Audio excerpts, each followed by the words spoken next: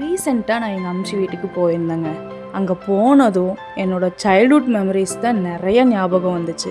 சின்ன வயசில் ஸ்கூல் எப்படா லீவ் விடுவாங்க, எப்படா ஊருக்கு போகணுன்னு வெயிட் பண்ணிட்டு இருப்பாங்க.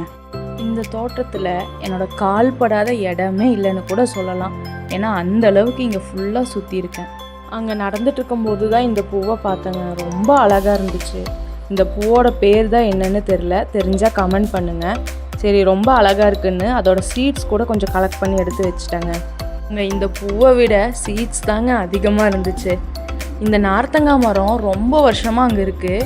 எங்கள் அம்ச்சி இந்த நார்த்தங்காயில் தான் ஊறுகாய் போட்டு தருவாங்க. அவ்வளோ டேஸ்ட்டாக இருக்குங்க. நானும் சரி நம்ம பங்குக்கு ஏதாவது செய்வோன்னு தான் கொஞ்சம் நார்த்தங்காய் பிடுங்கிட்டு வந்திருந்தேன். சரி, அந்த நார்த்தங்காவை வச்சு ஒரு டிஷ் செஞ்சு பார்க்கலான்னு சொல்லிட்டு சிம்பிளாக நார்த்தங்காய் சாதம் தான் செய்ய போகிறேன். வாங்க அது எப்படி செய்யலான்னு பார்க்கலாம். ஃபஸ்ட்டு அந்த நார்த்தங்காயை ரெண்டாக கட் பண்ணிடலாம். ரொம்ப ஹார்டாக இருந்துச்சுங்க, வெட்டவே முடியல.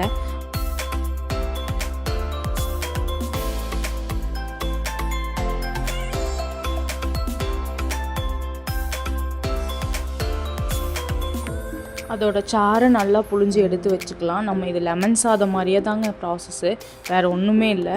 அந்த சாறை நல்லா புழிஞ்சு எடுத்து வச்சுட்டு நம்ம ரொம்ப அதிகமாக எடுக்கக்கூடாதுங்க. அது ரொம்ப பெரிய பழங்கிறங்காட்டி நம்ம அதோட இந்த சைஸ், இந்த பாதியில் பாதி தான் நான் எடுத்திருக்கேன், அந்த சைஸ் எடுத்தால் போதும்.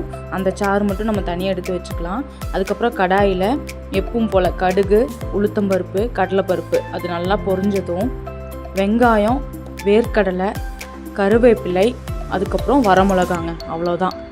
இதை நாளையும் போட்டு நல்லா வணக்கிக்கணுங்க. அது நல்லா பொன்னிறம் ஆகிற அளவுக்கு நல்லா வணக்கிக்கணும்.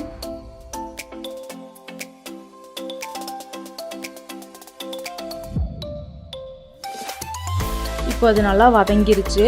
இப்போ கொஞ்சம் மஞ்சத்தூள் போட்டுக்கலாம். ஒரு 1/2 ஸ்பூன் போட்டால் போதும். அதையும் நல்லா வணக்கிக்கோங்க. அதுக்கப்புறம் நம்ம எடுத்து வச்சிருக்கிற நார்த்தங்காய் சாறை உள்ளே ஊற்றிடணும். அதையும் நல்லா வணக்கிக்கோங்க.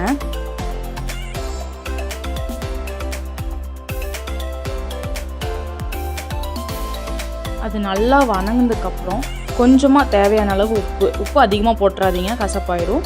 கொஞ்சமாக தேவையான அளவு மட்டும் போட்டுட்டு கடைசியாக நம்ம எடுத்து வச்சுருக்க சாதத்தை உள்ளே போட்டு மிக்ஸ் பண்ணிடணுங்க. அவ்வளோதான். ஈஸி, ரொம்ப ஈஸியான ரெசிபி தான் இது. இது செஞ்சு பாருங்கள். லெமன் சாதத்தை விடவே இது சூப்பராக இருக்கும். நல்லா வந்திருந்தது.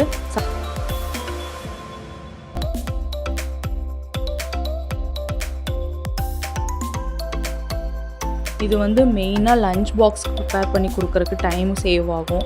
சீக்கிரமாக செஞ்சிடலாம். டேஸ்டியாகவும் இருக்குங்க, ஹெல்த்தியும் கூட.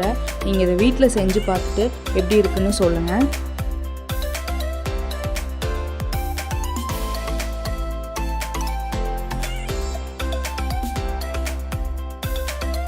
நாம் நெக்ஸ்ட் இதே மாதிரி ஒரு நல்ல டிஷ்ஷோடு மீட் பண்ணலாம். பாய்ங்க.